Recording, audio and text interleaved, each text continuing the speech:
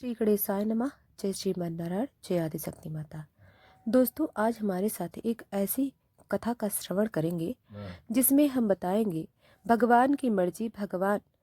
भगवान जो भी करते हैं हमारे अच्छे के लिए ही करते हैं। चलिए कथा को प्रारंभ करते हैं। एक आदमी मंदिर में सेवक था। उसका मंदिर की साफ सफाई करना था। भक्तों और श्रद्धालुओं द्वारा दिए गए दान में से थोड़ा बहुत उसे मंदिर के पुजारी द्वारा दे दिया जाता था। इसी से उसकी गुजर बसर चलती रहती थी। वह अपनी जिंदगी से बहुत परेशान और दुखी था। मंदिर में काम करते करते वह दिन भर अपनी जिंदगी को लेकर भगवान से शिकायतें करता रहता था।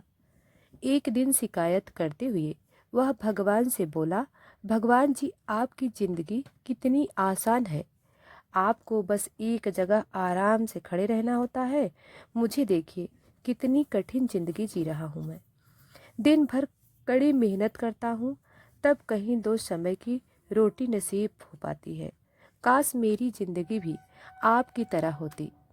उसकी बात सुनकर भगवान बोले, तुम जैसा सोच रहे हो वैसा नहीं है।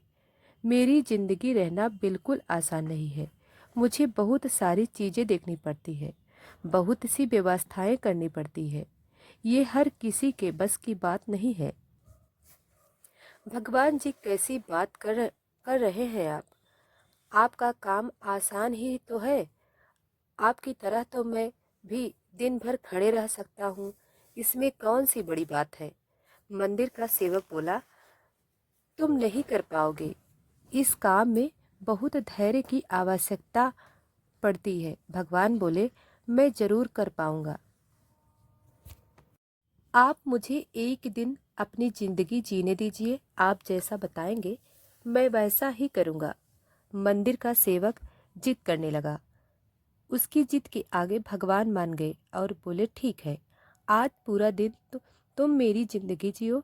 मैं तुम्हारी जिंदगी जीता हूँ, लेकिन मेरी जिंदगी जीने के लिए तुम्हें कुछ शर्तें माननी होगी। मैं हर शर्त मानने को तैयार हूँ। भगवान जी सेवक बोला भगवान बोले, ठीक है, तो ध्यान से सुनो। मंदिर में दिन भर बहुत से लोग आएंगे और तुमसे बहुत कुछ कहेंगे। कुछ तुम्हें अच्छा बोलेंगे तो कुछ बुरा। तुम्हें हर किसी की बात चुपचाप एक जगह मूर्ति की तरह खड़े रहकर धैर्य के साथ सुननी है और उन पर कोई प्रतिक्रिया नहीं देनी है। सेवक मान गया। भगवान और आदमी ने अपनी जिंदगी एक दिन के लिए आपस में बदल ली। सेवक भगवान की जगह मूर्ति बनकर खड़ा हो गया। भगवान मंदिर की साफ सफाई का काम निपटाकर वहां से चले गए। कुछ समय बीतने में बाद मंदिर में एक धनी व्यापारी आया। भगवान से प्रार्थना करते हुए बोला, भगवान जी, मैं एक नई फैक्ट्री डाल रहा हूँ। मुझे आशीर्वाद दीजिए कि यह फैक्ट्री अच्छी तरह से चले और मैं इससे अच्छा मुनाफा कमाऊं। प्रार्थना करने के बाद वह प्रणाम करने के लिए नीचे झुका तो उसका बटुआ गिर गया। जब वह वहां से जाने लगा तो भगवान की जगह खड़े मंदिर के सेवक का मन हुआ कि उसे बता दे कि उसका बटुआ गिर गया है, लेकिन शर्त के अनुसार उसे चुप रहना था। इसलिए वह कुछ नहीं बोला और खामोश खड़ा रहा। किंतु तुरंत बाद एक गरीब आदमी वहां आया और वो भगवान से बोला, भगवान जी, बहुत गरीबी में जीवन काट रहा हूँ। परिवार का पेट पालना है, माँ की दवाई की व्यवस्था करनी है। समझ नहीं पा रहा हूँ कि इतना सब कैसे करूँ। आज देखो, मेरे पास बस 1 रुपया है। इससे मैं क्या कर पाऊँगा? आप ही कुछ चमत्कार करो और मेरे लिए धन की व्यवस्था कर दो। प्रार्थना करने के बाद जैसे ही वह जाने को हुआ, उसे नीचे गिरा व्यापारी का बटुआ दिखाई दिया। उसने बटुआ उठा लिया और भगवान को धन्यवाद देते हुए बोला, भगवान जी, आप धन्य हैं। आपने मेरी प्रार्थना इतनी जल्दी सुन ली। इन पैसों से मेरा परिवार कुछ दिन भोजन कर सकता है। माँ की दवाई भी व्यवस्था हो जाएगी। भगवान को धन्यवाद देकर वह वहां से जाने लगा। तब भगवान बने मंदिर के सेवक का मन हुआ कि उसे बता दे कि यह बटुआ तो व्यापारी का है, उसे मैंने नहीं दिया है। वह जो कर रहा है वह चोरी है, लेकिन वह चुप रहने के लिए विवश था, इसलिए मन मारकर चुपचाप खड़ा रहा। मंदिर में जाने वाला तीसरा व्यक्ति एक नाविक था। वह 15 दिन के लिए समुद्री यात्रा पर जा रहा था। भगवान से उसने प्रार्थना की कि उसकी यात्रा सुरक्षित रहे, वह सकुशल वापस आ सके। वह प्रार्थना कर ही रहा था कि धनी व्यापारी वहां आ गया। वह अपने साथ पुलिस भी लेकर आया था। नाविक को देखकर वह पुलिस से बोला, मेरे बाद ये मंदिर में आया है, जरूर इसने ही मेरा बटुआ चुराया होगा, आप इसे गिरफ्तार कर लीजिए। पुलिस ने नाविक को पकड़ कर ले जाने लगी।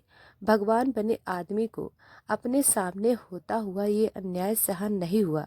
शर्त के अनुसार उसे चुप रहना था, लेकिन उसे लगा कि बहुत गलत हो चुका है। यदि अब मैं चुप रहा तो एक निर्दोष आदमी को व्यर्थ में ही सजा भुगतनी पड़ेगी। उसने अपनी चुप्पी तोड़ते हुए कहा, आप गलत व्यक्ति को पकड़ ले जा रहे हैं। ये बटुआ इस नाविक ने नहीं, बल्कि इसके पहले आए गरीब व्यक्ति ने चुराया है। मैं भगवान हूँ और मैंने सब देखा है। पुलिस भगवान की बात कैसे नहीं मानती। उनकी बात मानकर उन्होंने नाविक को छोड़ दिया और उस गरीब आदमी को पकड़ लिया जिसने बटुआ लिया था। शाम को जब भगवान वापस आए तो मंदिर के सेवक ने पूरे दिन का वृतांत सुनाते हुए उन्हें गर्व के साथ बताया कि आज मैंने एक व्यक्ति के साथ अन्याय होने से रोका है। देखिए, आपकी जिंदगी जीकर आज मैंने कितना अच्छा काम किया है।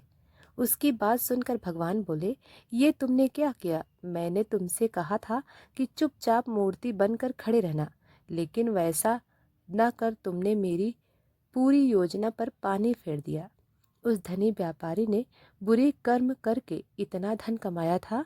यदि उसमें से कुछ पैसे गरीब आदमी को मिल जाते हैं तो उसका भला हो जाता है और व्यापारी के पाप भी कुछ कम हो जाते हैं। जिस नाविक को तुमने समुद्री यात्रा पर भेज दिया है वह जीवित वापस नहीं आ पाएगा। समुद्र में बहुत बड़ा तूफान आने वाला है। यदि वह कुछ दिन जेल में रहता तो कम से कम बच जाता। सेवक को यह सुनकर एहसास हुआ कि वह तो बस वही देख पा रहा था जो आंखों के सामने हो रहा था। उन सबके पीछे की वास्तविकता को वह देख ही नहीं पा रहा था।